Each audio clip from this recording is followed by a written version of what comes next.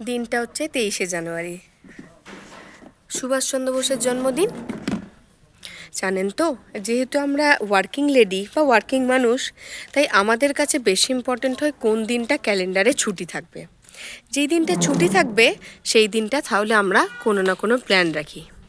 সেই হিসাব মতো আজকের দিন আমার প্ল্যান ছিল রাসুকে নিয়ে একটু ঘুরতে আসার। মুরাড্ডির এখানে পরন্তী বলে যে ড্যামটা আছে, সেখানে যে প্রাকৃতিক সৌন্দর্যতা আছে, আমি চেয়েছিলাম রাসু সেটা ভালো করে এনজয় করুক। সেই জন্য আমি ওকে নিয়ে এসেছি।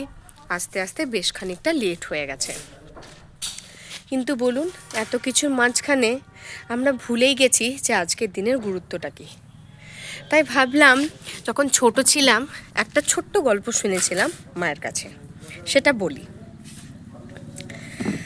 সুভাষচন্দ্র বোসের মা এবং সুভাষচন্দ্র বোস এত এত স্বাধীনতা সংগ্রামী আছে, কিন্তু আজও কিন্তু 23শে জানুয়ারি সুভাষচন্দ্র বোসের জন্মদিনটাকে মনে রাখা হয়। সেটাকে আজও ক্যালেন্ডারে অনেক জায়গায় রেড মার্ক করে লিভ দেওয়া হয়, not only to enjoy the holiday but also to মনে রাখার জন্য যে এটার কি ইম্পর্টেন্স আছে। যেমন দুর্গাপুজো শুরুর আগে শুরু হয় দেবীপক্ষ, তেমনি এখন 23শে জানুয়ারি থেকে 31 জানুয়ারি অবধি এটাকে বলা হয় নেতাজি পক্ষ। এর মাঝে কতগুলো দিন আছে জানেন? 26শে জানুয়ারি হচ্ছে প্রজাতন্ত্র দিবস, 30শে জানুয়ারি হচ্ছে শহীদ দিবস। মনে রাখিনি। আজকের দিনটা করছি আনন্দ। আজ থেকে ঠিক 100 বছর আগে এই দিনটাতে নেতাজি কী হারে স্ট্রাগল করেছিলেন তো জানেন তো?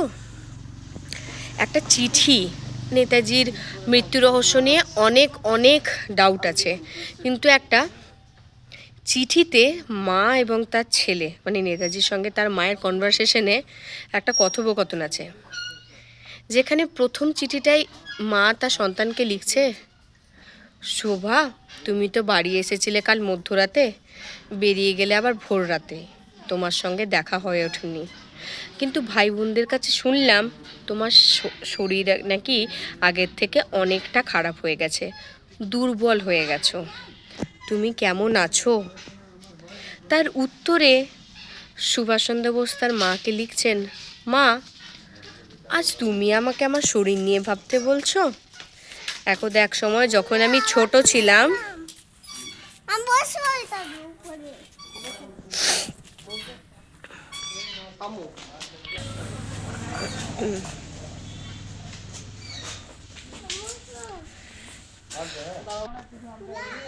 তার পরের চিঠিতে মা তখন বলছেন, হ্যাঁ সুভাষ, তুমি ঠিকই বলেছ, আমারই ভুল হয়ে গেছে হয়তো, কিন্তু তাও তোমায় বলি, নিজের জন্য একটু খেয়াল রেখো।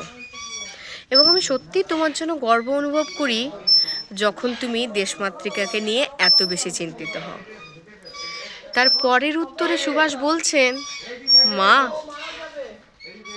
যুদ্ধটাতে আমার আমার ব্রিটিশ শাসন ব্যবস্থার সাথে নয়, যুদ্ধটাতে তার থেকে বেশি আমার দেশের দেশবাসীর সাথে।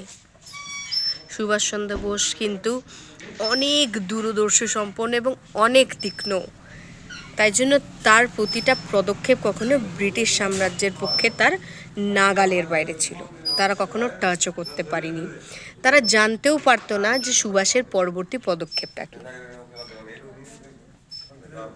অনন্য ব্যক্তিত্ব, একজন মানুষ যে সত্যি একমাত্র নিজস্ব মতধারা, নিজস্ব চিন্তাধারা, নিজের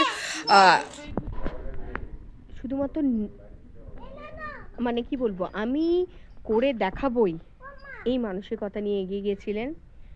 তার প্রতি আমার রইল শত সহস্র কোটি প্রণাম। এরকম মানুষ যেন, এরকম বীর পুরুষ যেন বারবার প্রত্যেক মায়ের কোলে জন্মায়। তার জন্য আমরা সিরিয়াসলি মানে কি বলবো, মন থেকে রইল তার প্রতি অনেক শ্রদ্ধা। এবং এই দুজন যাদের সামনে আমি আমার এই ব্লগটা বানালাম, যাতে করে গিয়ে এই দুজনের মনেও একটা কোয়েশ্চেন জাগে, কে হচ্ছেন সুভাষচন্দ্র বোস। প্লিজ এইভাবে নিজেদের বাচ্চাদের একটু একটু করে অনুপ্রাণিত করে চলুন। বলো, আসছি, ভালো লাগবে, ওদের মনেও কিউরিয়াসিটি বাড়বে, অ্যান্ড যেটা দরকার। বাকিটা আজ সত্যি আনন্দ করতে এসেছি, আনন্দ করব, ঘুরতে এসেছি ঘুরবো, তার মাঝেও যার জন্য আমরা আজকে স্বাধীন হতে পেরেছি, অহংকার এবং দম্ভের সাথে এই জায়গায় পৌঁছাতে পেরেছি, তাদের জন্য রইল শত সহস্র কোটি প্রণাম। এখানেই ব্লগটা শেষ করলাম। সামনে রয়েছে মোরাড্ডি ড্যাম, মানে বরন্তিতে, সেই পরিবেশটা লাঞ্চ করে আমরা যাব এনজয় করতে। দেখা হচ্ছে পরের একটা ব্লগে, ততক্ষণের জন্য থাকছি, বাই বাই।